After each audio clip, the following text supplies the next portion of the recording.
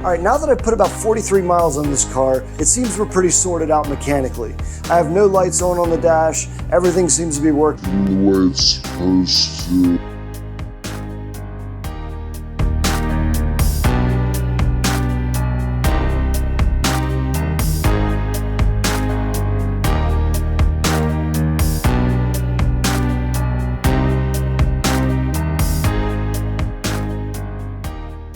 Hang on, we got a check engine light we need to look into. What the hell is even that? Now, I washed this yesterday and I got a check engine light after the next drive cycle. And when I brought it back home and scanned it, it came up as a knock sensor error. I just attributed that to washing underneath the hood yesterday and maybe getting some water in a connector. But let's figure out what that code is and see if it's the same one. Alright, let's see what codes we got. We got 2. It's that same knock sensor again. A P0327, knock sensor 1, circuit low input. We're going to clear the codes and we're going to see where we go from there. Codes are clear. Alright, I'm driving this to an appointment on Monday and then to work and back. So we'll see if this code comes back and if there's more diagnostics that need to be performed. I'll let you know. Several days later. Alright, that green plug right there on the left side of the intake manifold is the harness for our knock sensor. And I'm going to disconnect the harness and see if there's some water in there, maybe blow it out. Just see what we look like on the terminals. I don't know if you can see in there or not. There does appear to be a little bit of moisture in there. I'm going to clean this out, and I'm also going to clean out the other side and just make sure we're good to go. Blow some air in there. Okay, I found some STP wire dryer. I think this can is from 1922. And we are going to see if it works for one. Oh, it still sprays. It's meant for ignition systems, but we're going to dual purpose it.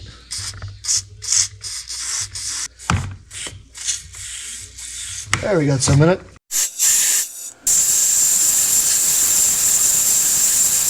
Plug our harness back in.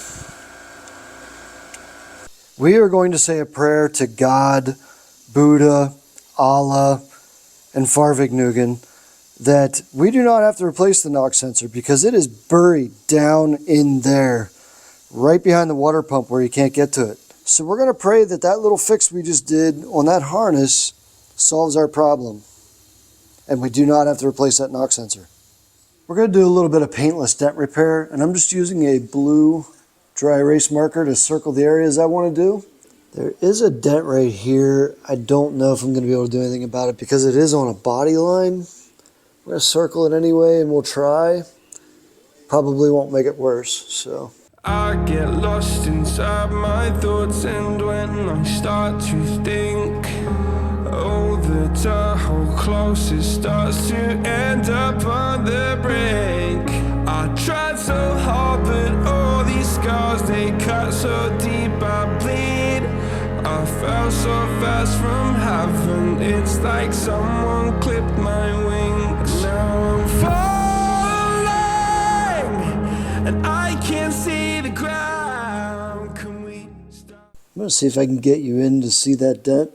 You see how the light wave changes there? That's where this small dent is. A few moments later. That dent, it's a little hard to see, but is now mostly gone.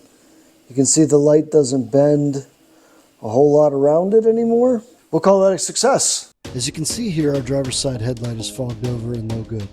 Let's see if we can correct that.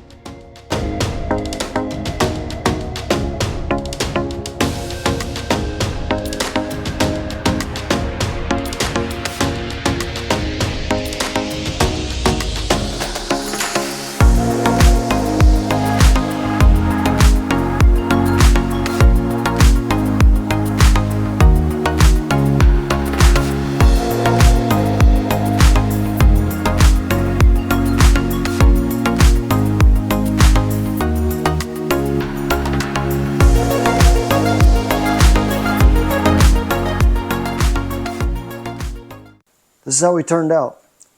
The fog is all gone. It's nice and clear now and matches the other side. All right, there's something I've been waiting a few weeks to do, and that's the headliner in this car. And let me show you why. As you can see here, we have some sag. We have some sag back there. We have sag in the back. We have sag around here. It's all saggy. You can see it's peeling back here. So we're going to remove the headliner and the backer board out of Tigger, and I'm going to show you the proper way to repair it.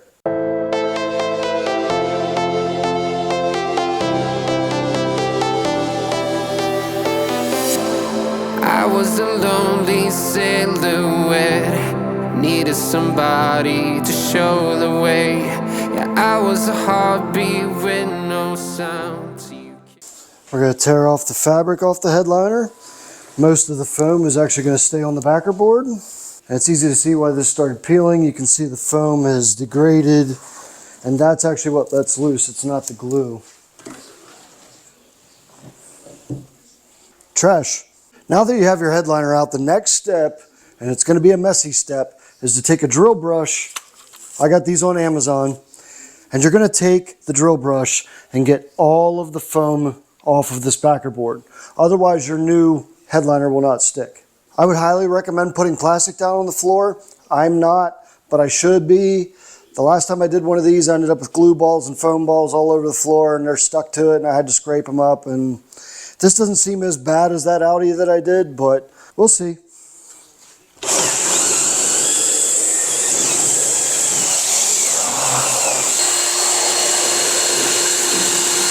This is what you end up with all over yourself after you remove all the foam and glue. It's also all over my floor, as you can see.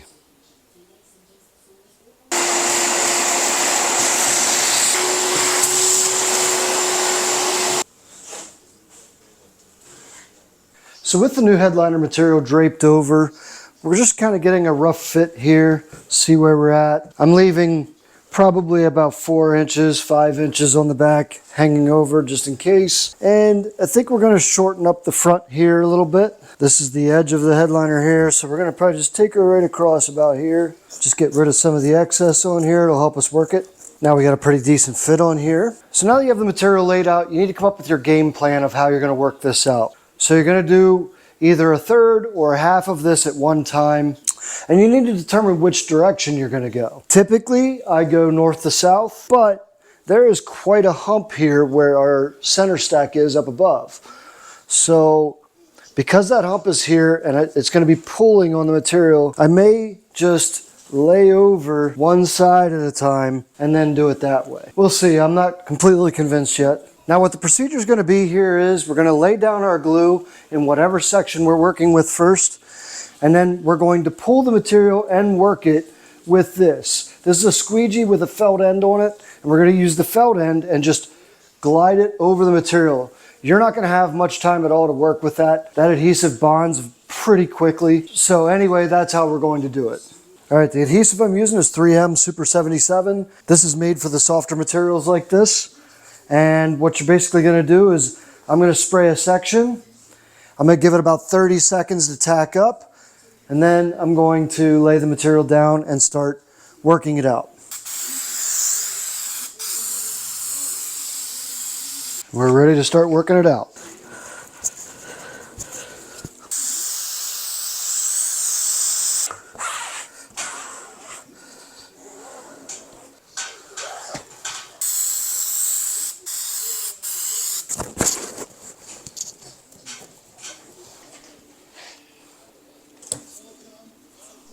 And here is the finished product. I really like this micro suede. Amazon, nice and cheap, looks great.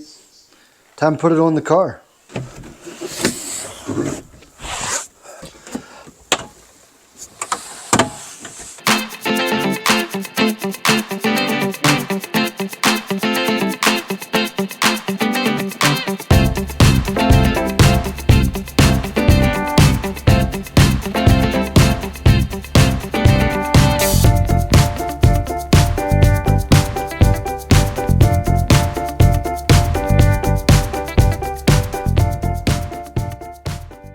We're getting close to the finish line on Tigger here before we finally get to send him on his way to a new owner. But there's still a few odds and ends we need to button up. One of the things we need to take a serious look at is in the front end we've got some... Well, in a vehicle, there's no such thing as good vibrations. And since I can't really put like this digit right here on the problem because it's kind of inconsistent, we have to load the parts cannon. There's only so many things it could be. What's happening is when I go down the road sometimes, I have some vibration, I have some noise, I can feel it a little bit through the floor of the car, but in the front end, and it's dependent on the throttle. If I let off the throttle, it'll stop, and if I get back on the throttle easy, it won't come back for a little bit, maybe a few minutes, maybe a day. It never is consistent, like I said. So there's only so many things it could be. Now I have some straight from Germany, funneled through China, imported into the United States parts for this car to hopefully take care of this problem. The first part is the holder stilling. And what this does is keeps the engine from, like, you know, going like that. The next one is the better shifting. And what this does is keeps the transmission from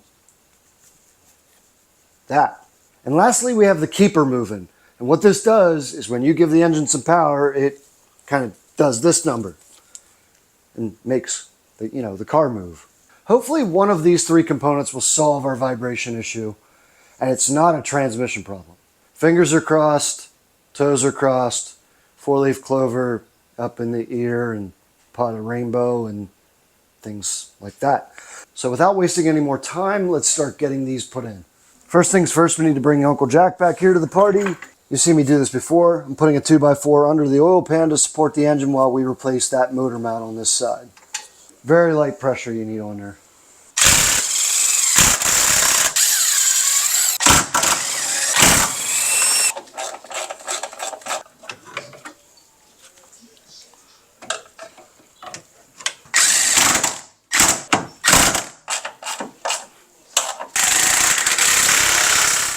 All right, the engine mount's done. As you can see, there's a lot of play in this. This mount was no good for sure.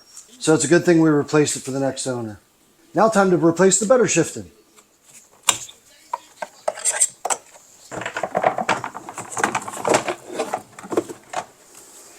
The transmission mount's a little hard to get to if you don't take out the battery and the mount for it. It looks like a lot of work that I don't really want to do. So we're going to just snake in here and get them and see if that's possible. So far, so good. Sometimes you're just lazy for no apparent reason. This would be one of those times. It really isn't that hard to take the battery tray out. The battery came out in literally a minute and a half. And now we can just take out these 3 or 4 bolts holding this in. Moral of the story, don't be lazy. Oh, look at that. Look how much easier the transmission mount is to get to. Yeah, I don't know why I didn't do that in the first place. Oh yeah, this mount is absolutely trashed. That is not good. That very well could be the source. Could be our smoking gun.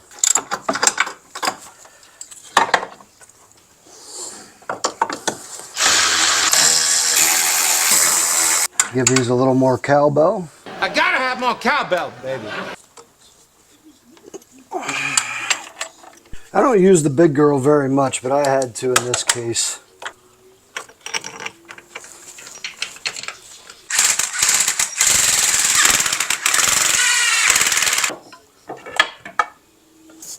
It's time to take it for a drive, see if we got anywhere with it.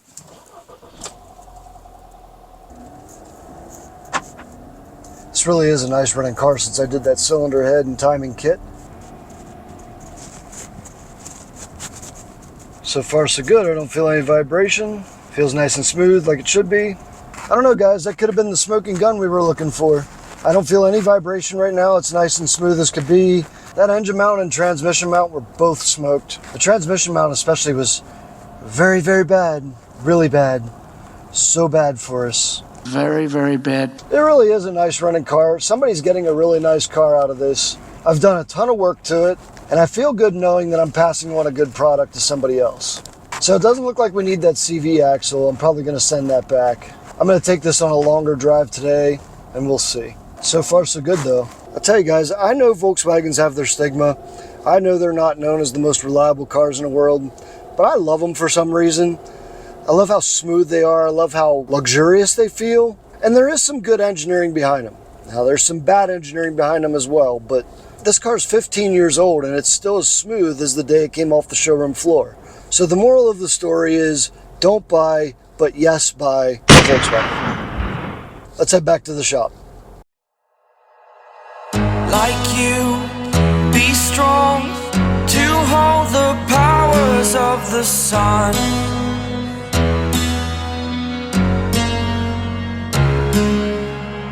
To dream, believe in strength. Now I'm the only one, only one.